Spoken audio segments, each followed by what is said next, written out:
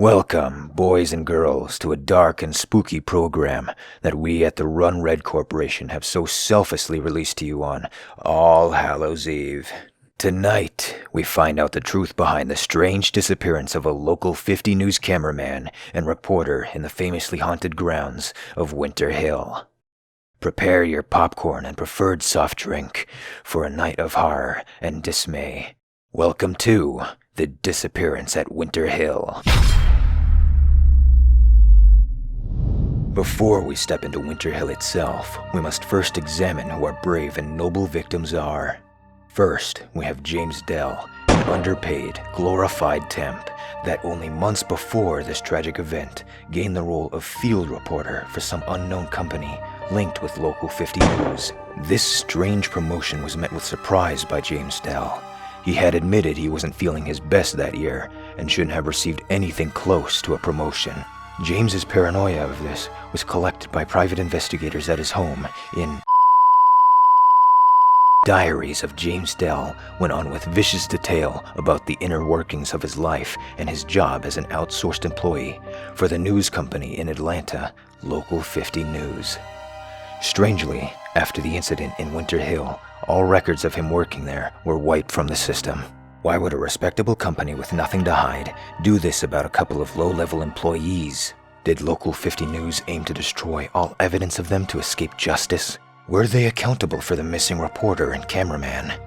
Michael Rivet, or as most of his friends call him, Mike Rivet, was also at Winter Hill, accompanied by James Dell to gather footage for the Atlanta News Company.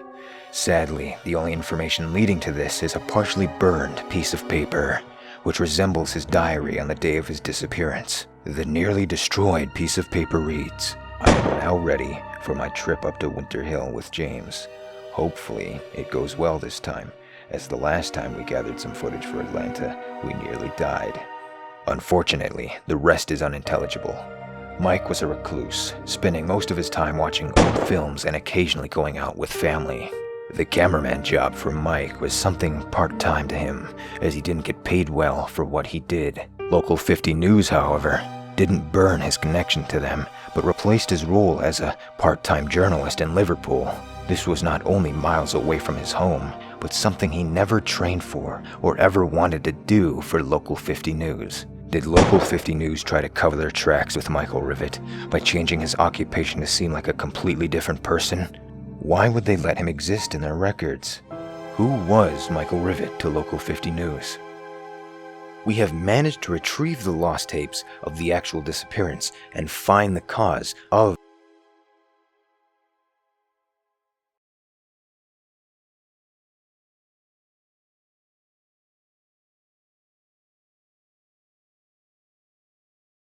Save us. We may never know exactly what happened here, but what we can know for sure is the truth will be found, and the men that were lost that horrifying day will have their revenge on who or whatever did this to them. And now, without further delay, the recreation of the tragic events.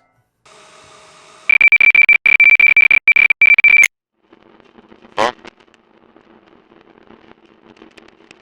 Yeah. On the way to Winter Hill. Should be there shortly.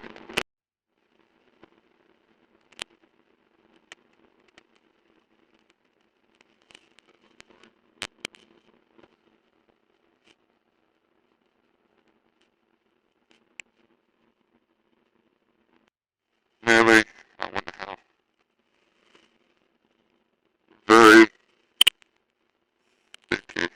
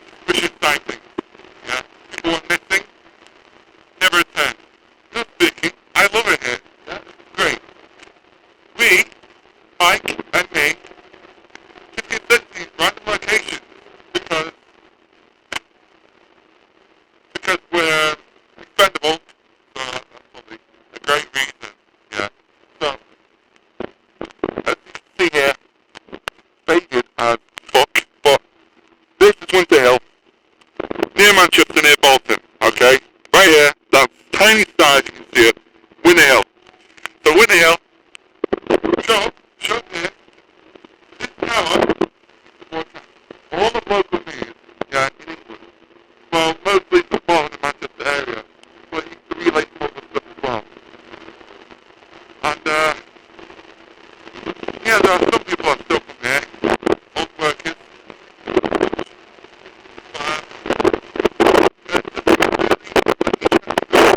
why would it be here?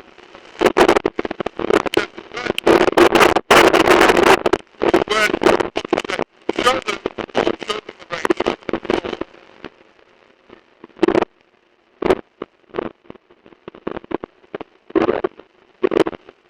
Honestly, you know how bad this storm is? The storm is happening all the way in America.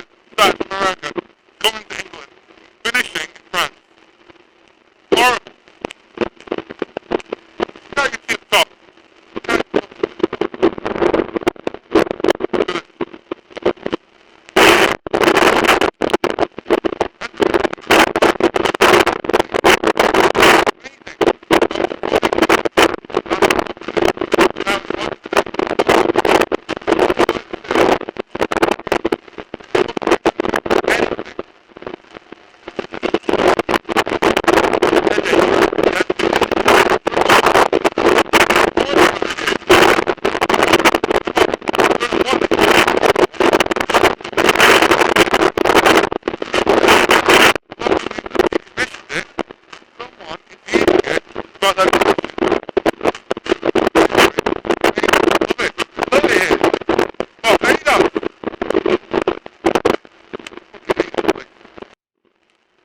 Alright, Mike is gonna take some shots of his phone. And, yeah, transmission power is powerful. So, all kinds of stuff. I'm gonna get lost and get killed by the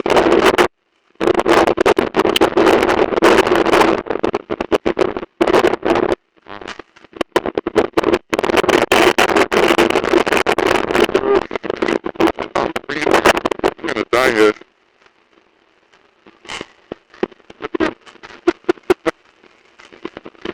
I'm gonna go all the way to I can't see enough, but fog is awful out there. Man, minimum wage. Like what, 8 years? 7 years? Nearly 8 years. I think it's 8 years. How do you work? Alright? Yeah. So,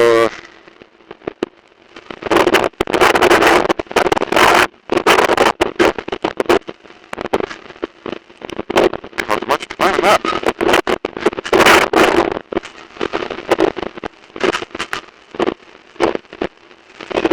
Huh.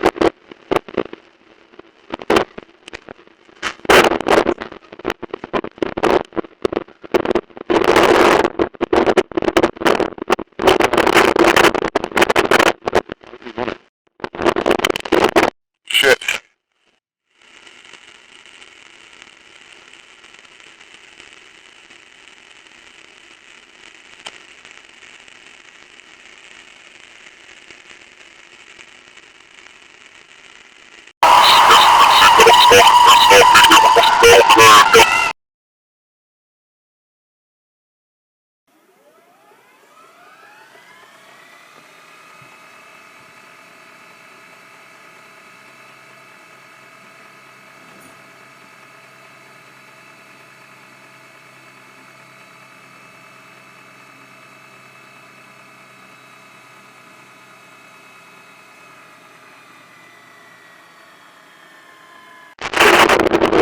Found this.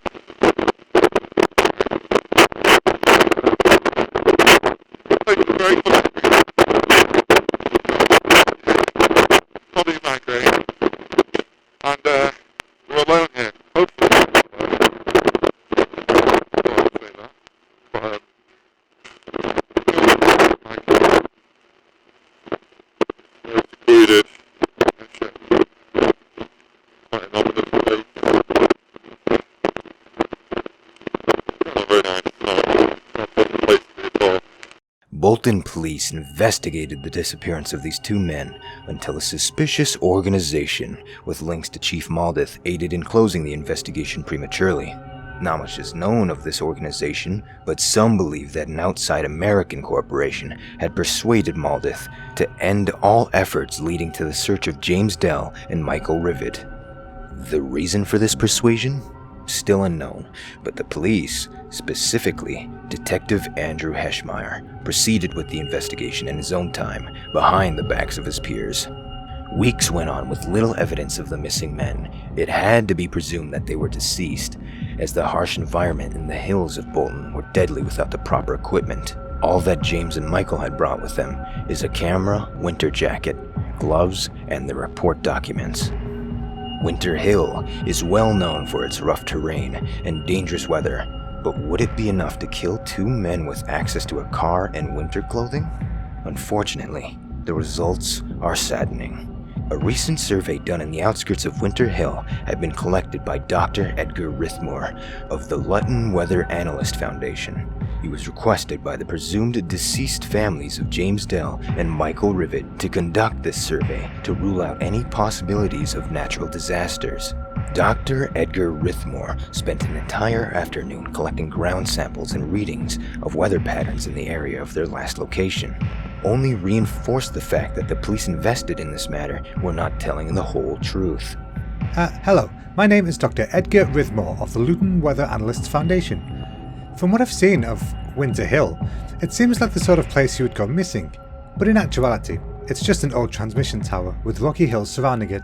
The soil I sampled there had nothing out of the ordinary present, except some above-average acidity. This is something common with factories close by, but a transmission tower? Something seemed off to me. I mean, what could they have done in a transmission tower that caused the soil to negate all chances of plant growth for decades after it shut down? They must have been dealing with strong chemicals at the time of operation. But why would they have that kind of stuff when all they're doing is transmitting television and radio signals? I read up on other analysts like me who took frequent readings at Winter Hill for some private company at the time of the place starting up and its eventual closing. From the years of 1956, the grounds were lush with usual wildlife and normal weather patterns. But from 1980 to 1988, when the rumours began, the ground became dead, not being able to grow or contain wildlife that had been there for generations. Now, would it be dangerous to humans? Not really. But with continuous exposure to these conditions, an individual may have long-term lasting effects, both physically and mentally. Winter Hill eventually closed due to missing company property, but nearly all of the ex-employees, that is, the ones that survived past the 90s, claimed that it was due to work accidents that resulted in employee deaths. This, of course, is rumour, as all of the people who ever worked in the tower are dead. Now, if you're thinking that the weather conditions present in Winter Hill were dangerous to the reporter and his cameraman, I would say that it wouldn't be hard to lose track of your surroundings in that environment, but killing them? Certainly not. There was an old tale spread around by the lonely housewives at the time that a beast called the Blood Demon would run around Winter Hill feasting on all those it crossed paths with. They said it was attracted to human blood, almost as if it was its only way for nutrition. Look, I'm not one for spreading stories, but the soil, the dead weeds that remained in the soil, their roots were blood red. The temperature on that unfortunate day was an average 50 degrees Fahrenheit, which shouldn't have led to hypothermia. The wind, however, was 48 miles per hour. This type of wind could lead to being unbalanced or perhaps causing an individual to fall over. Falling over may not be as dangerous as you think, but Winter Hill has a very rocky terrain at a certain height. One false move, that fall may lead to your grisly death. Not only was the wind a problem for the reporter and cameraman, but the fog, as seen here, was thick and spreading fast. It is well known by those local to Bolton that Winter Hill is the mistiest place there is, since it is so close to the clouds above. Could the unpredictable mist cloud their surroundings so badly they lost track of their car? Did they accidentally drive off the cliff, not knowing where the road began and where it ended? As of today, their car and bodies have never been recovered, but the hunt for the truth is still out there, and waiting to be resurfaced. Thank you all for watching this exclusive documentary on the disappearance at Winter Hill. Did you find the answer you were looking for? Did you realize the mistake they made that put them in the place they're at? Remember not to follow their path and seek the answers in a safe and secure environment. We at hope you all have a very dark and spooky night ahead of you.